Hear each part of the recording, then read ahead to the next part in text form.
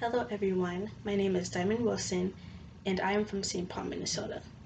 As you can see, I'm an African American woman and I am proud to be Black. Today, I want you guys to sit back and relax and listen to my story. I'm going to tell you my story in different categories. I'm going to talk about my family, my childhood, my hobbies, interests, and also aspirations. So let's begin. As most of you may not know me, I have been the youngest sibling for 20 years of my life. Now that I'm 21, I am not the youngest anymore. In fact, I have a baby sister named Ashanti, and she's 20 years younger than me. You guys are probably thinking, what, 20 years? And the answer is yes. Can you imagine having a younger sibling that's not 5, 10, not 15, but 20 years younger than you? When I first found out that I was going to be an older sibling at the age of 20, I was shocked and a little bit upset because it just came out of nowhere. As you may not know, my father and I have a complicated relationship, so when I learned that he was going to have another kid, it kind of hurt me. But to tell you guys the truth, I've always wanted to have a younger sibling, but I thought it would happen when I was in middle school or even high school, not when I'm in my third year of college. It's not that I'm not happy to have a younger sibling, it's just that I've never been an older sibling before, and it's kind of hard to act like one, especially since I've been the youngest my entire life. When I tell you guys my story, it reminds me of the phrase, when life gives you lemons, turn it into lemonade. So even though I wasn't expecting to be an older sibling at this age, I still want to try my best and learn how to be a good older sibling for my baby sister. Since we're talking about my family, let me introduce them to you. The first person is my mother. My mother is very hardworking. Even if we didn't have much, she'll still make it work. Then there's my Nana and my Grandpa Moody, who I really love, but they can get on my nerves. Next is my older brother Cedric, who knows how to push my buttons. Then my older sister Taylor, who feels like a stranger. Then there's my baby sister Ashanti, who I mentioned earlier. And last but not least, my father, whom I'm still rekindling my relationship with. Even though my family and I sometimes may not get along, we will always love and cherish each other. I think that's enough about my family. Let's dive into my childhood. As I said in the beginning, I am from St. Paul.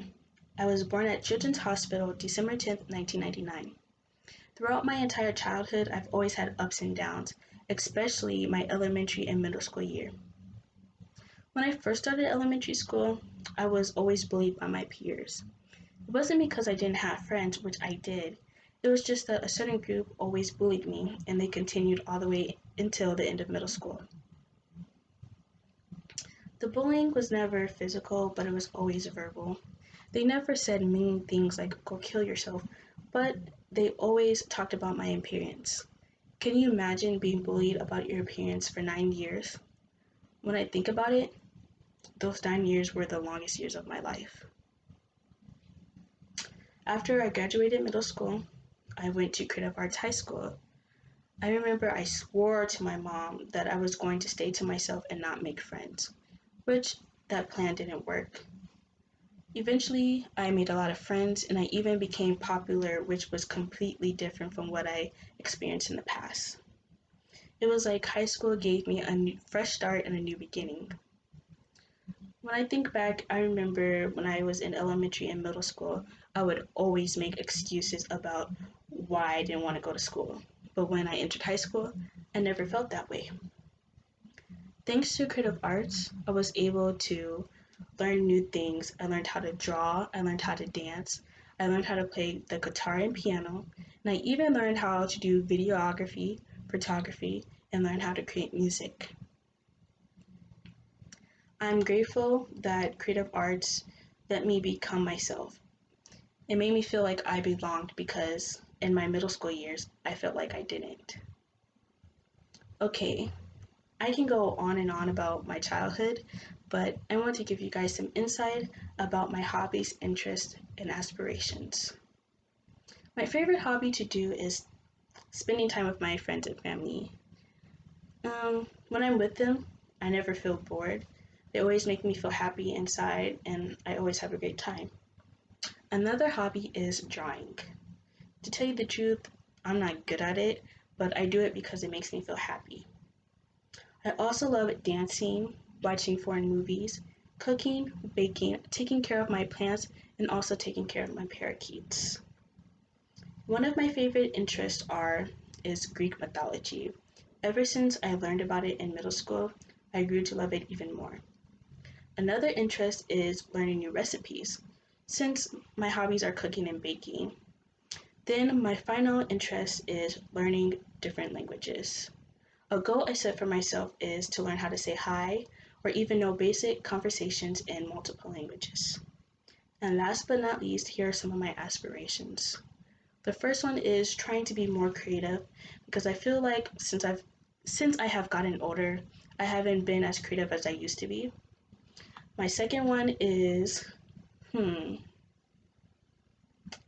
hmm. My second one is I think it would be losing weight. Um, that's really funny to me because I always say I'm going to exercise and then I never do. Or if I do, I start it for like a week and then I stop. And then the final one is getting my driver's license. I'm 21 now and I still don't know how to drive. I feel like it's something that you don't have to be embarrassed about, but it's nice to get your license because you can go whenever and whenever you like. But I want you guys to know that you guys should go at your own pace and at the same pace as others.